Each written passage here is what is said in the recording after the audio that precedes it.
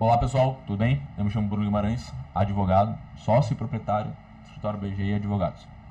Hoje a gente vai tratar sobre processo civil, entendendo um pouco sobre o processo civil brasileiro, dando um panorama básico. Isso serve tanto para advogados quanto para quem é acadêmico do curso de Direito e ainda está nas primeiras fases ali, ou pensando eventualmente em avançar com a graduação ou não. Tá? Em linhas gerais, o processo civil brasileiro é um instrumento utilizado para solucionar conflitos de naturezas não penais, administrativas. Ela tem a finalidade de botar em xeque, em pauta, melhor dizendo, eventuais disputas contratuais, obrigacionais, familiares. E essa relação ela é guiada, o Código de Processo Civil ele é guiado pela Lei 13.105. E nessa lei, que é o Código de Processo Civil, famoso CPC, a gente vai ter a instrução de como proceder diante de um processo judicial. Lembrando que a gente tem que sempre diferenciar entre procedimento e matéria. Como assim? A matéria, direito material, melhor falando, é o meu direito. Tu tem o direito aí de ser indenizado caso alguém lhe cause dano. Esse é o teu direito. Ou tu tem o direito de cobrar alguém caso essa pessoa lhe deva. Esse é o teu direito. Para dar o enriquecimento ilícito. Agora, a forma como é que tu vai chegar e cobrar dessa pessoa, A ação de cobrança, o rito de cobrança ele tem uma forma própria. Ou se tu já teve uma decisão judicial, tu já passou pelo processo civil, tu vai seguir um rito próprio que é o que a gente chama de cumprimento de sentença, que é a execução de um título executivo judicial. Então, em linhas gerais, o CPC ele vai dar as diretrizes, as balizas, assim, melhor dizendo, de como você vai operar. E para a gente poder entender melhor o processo civil, a gente tem que entender a principiologia, e as suas fases. Haja vista que cada fase do direito processual civil, seja a fase inicial ou de instrução ou barra processo de conhecimento, seja a fase instrutória, que seria a fase de saneamento, produção de provas, seja a parte executória, que já seria a execução de algum título executivo judicial, seja a parte de produção antecipada de provas, que é um rito próprio, seja a parte recursal, que tem aí alguns princípios super interessantes. Para a gente poder entender o processo civil como um todo, a gente precisa entender a base dele. E a base dele é, por óbvio, a principiologia. Então nós teremos aí o princípio do devido processo legal, que garante um julgamento justo e imparcial.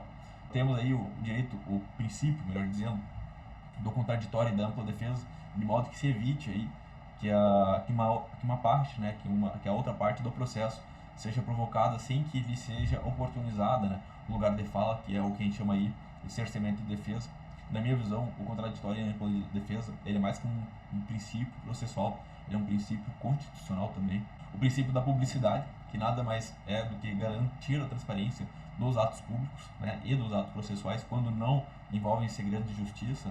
Segredo de justiça é quando, por exemplo, nem mesmo um advogado, por exemplo, eu, poderia ter acesso a um processo, haja visto que envolve partes sensíveis ou algum tipo de situação que exige eventual sigilo, ações de divórcio, ações de família, ações em geral envolvendo menores de idade.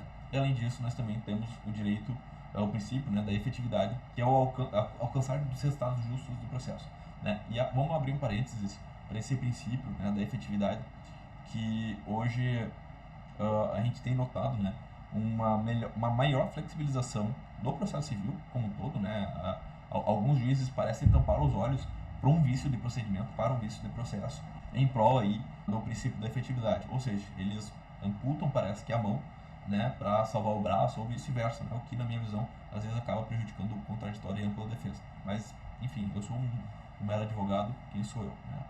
Como eu estava falando, a principiologia ela tem uma base, que é do próprio processo civil, mas antes da base, além da base, ela também, essas fases do processo civil, também cada qual tem sua própria principiologia.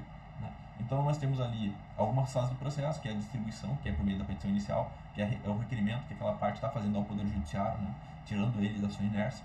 Depois nós temos a citação do réu, que é quando ele é efetivamente chamado a participar do processo, compor, onde ele, por meio do seu advogado, do seu procurador, irá ofertar contestação. Depois disso, a gente vai para uma fase que é o que a gente chama de fase instrutória ou de saneamento, que será o período de produção de novas provas, ou das próprias provas, caso seja necessário. Por último, pode ser que tenham alegações finais ou não, remissivas ou não, e em sequência temos a sentença. A sentença é uma decisão judicial terminativa, da qual cabe o recurso de apelação, etc. Mas nada impede de decisões interlocutórias, decisões anteriores à sentença que vão acabar tendo um resultado útil no processo. E por último, né, nós temos as partes de recursos, é onde a gente sai do primeiro grau de jurisdição, né, que é o juiz, geralmente aí da sua cidade, e a gente passa aí para o tribunal, que é lá na capital, geralmente na capital, por exemplo, Florianópolis, aqui no estado de Santa Catarina, Porto Alegre, no estado gaúcho, Curitiba, no estado paranaense, São Paulo, que é a capital do país, que assim sucessivamente, e depois, né, nós ainda temos os recursos para os tribunais superiores.